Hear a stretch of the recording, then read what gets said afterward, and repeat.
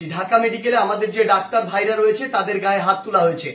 যে যারা হাত তুলেছে তারা কি অভিযোগ করেছে? তারা অভিযোগ করেছে সেখানে নাকি একজন যে পেশেন্ট মারা গিয়েছিল সেখানে ডক্টরদের গাফিলাতি ছিল, ওই ঢাকা মেডিকেলের গাফিলাতি ছিল।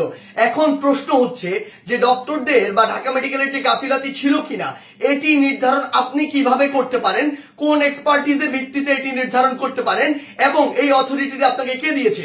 যদি কোনো গাফিলাতি থেকে থাকে, ডক্টরের হোক, প্রশাসনের হোক, কিংবা যে কারো হোক, কিংবা কর্তৃপক্ষের হোক, অবশ্যই তার বিচার হবে। তার বিচার একটি প্রক্রিয়াধীন প্রক্রিয়া হবে, একটি তদন্তের মাধ্যমে হবে। সেই অভিযোগটি আপনি বিএমডিসি তে করতে পারেন কিংবা সেই অভিযোগটি আপনি প্রশাসনের কাছে করতে পারেন। কিন্তু আপনার কি অভিজ্ঞতাটুকু রয়েছে, আপনার কি দক্ষতাটুকু রয়েছে যে একজন ডক্টর তার সাথে গাফিলতি করেছে কিনা সেটি যাচাই করার? আমাদের সবচেয়ে বড় এখন যে সমস্যাটি হয়ে গিয়েছে, আমরা এই বাঙালিরা অধিকাংশ ক্ষেত্রে অধিকাংশ বাঙালি নিজেদেরকে সব জায়গার দক্ষ মনে করি এবং সব জায়গায় নিজের নাক গলাতে যাই।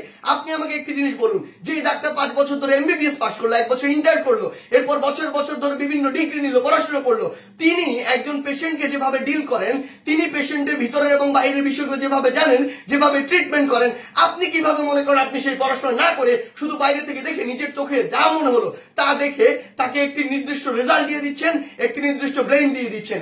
আমাদের জায়গা থেকে স্পষ্ট বার্তা, এইরকম একটি ব্লেম দিয়ে আসলে যখন আপনি একজন ডক্টরের গায়ে হাত তুলেন তখন আপনি যে কাজটি করেন সেটি আমরা বৈষম্য বিরোধী ছাত্র আন্দোলন আমাদের জায়গা থেকে কোনোদিনও সমর্থন করতে পারি না।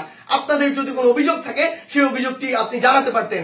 আমরা জানি আমাদের এই পুরো প্রসেসটিতে, এই ছাত্র জনতার অভ্যুত্থানে ডক্টররা কিভাবে ওই হসপিটালের ভিতর থেকে, ওই ইমার্জেন্সি থেকে তাদের ভূমিকাটি রেখেছে। আমরা দেখেছি যখন কিছু সরকারের পাঁচাটা স্পিরিট, ডক্টরদের যে স্পিরিট, সেই স্পিরিটটি যাদের মধ্যে নাই, এমন গুটি কয়েক ডক্টর যখন ওই ছাত্র জনতার গণঅভ্যুত্থানে আমাদের আহত ভাইদের চিকিৎসা দিতে বাধা দিচ্ছিল, তখন অধিকাংশ ডক্টর নিজের জায়গা থেকে রিস্ক নিয়ে আমাদের ওই ভাইদেরকে চিকিৎসা দিয়েছিল। এমন অধিকাংশ ডক্টর রয়েছে যারা ডক্টরদের স্পিরিটটি ধারণ করে এবং আমাদের এই পুরো সময়টিতে আজকে পর্যন্ত আমার হসপিটালে যে আহত ভাইগুলো রয়েছে তাদেরকে নিরবিচ্ছিন্ন সেবা দিয়ে যাচ্ছে, নিজের কথা চিন্তা না করে। সেই জায়গায় যখন এরকম করে কোন একজন আমার ডক্টর ভাইয়ের উপর এভাবে হাতটি তুলে, আমরা এটি কখনো সমর্থন করতে পারি না। আমাদের জায়গা থেকে একদম স্পষ্ট একটি বার্তা, সেটি হচ্ছে যে আমরা প্রশাসনকে, মাননীয় স্বাস্থ্য উপদেষ্টা, ডিজি হেলথ সহ সকলকে একটি বিষয় স্পষ্ট করে বলতে চাই, আমাদের যারা মেডিকেলের ভাইরা রয়েছে, ইন্টার্ন ডক্টররা রয়েছে, কিংবা হসপিটালের যে ডক্টর ভাইরা রয়েছে, তাদের সাথে আমরা এই জায়গাটিতে একাত্মতা ঘোষণা করছি। তাদের নিরাপত্তার সর্বোচ্চ ব্যবস্থা করতে হবে। তারা দিনরাত 24 ঘন্টা আমাদের জন্য কাজ করছে, অথচ কেউ একজন চাইলো আর একটা ব্লেম দিয়ে তাদের গায়ে এসে হাত দিয়ে দিল, এটি আমরা আমাদের জায়গা থেকে কখনো মানতে পারি না। আমাদের জায়গা থেকে একটি স্পষ্ট বার্তা হচ্ছে তাদের এই নিরাপত্তার ব্যবস্থাটি করতে হবে। এবং গতকালকে ঢাকা মেডিকেলে যদি ওই পেশেন্টের মৃত্যুর জন্য কোনো কর্তৃপক্ষের হোক, ডক্টর হোক গাফিলাতি থেকে থাকে, তদন্ত সাপেক্ষে তার যেমন বিচারের আওতায় তাকে আনতে হবে।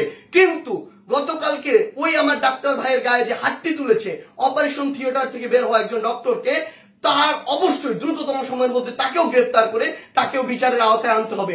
আমাদের জায়গা থেকে স্পষ্ট একটি বার্তা, আইন নিজের হাতে তুলে নেওয়ার মতো অন্যায়টি যদি আপনি করেন তাহলে আপনার পক্ষে কোনোদিন আমাদের অবস্থান থাকবে না। ধন্যবাদ।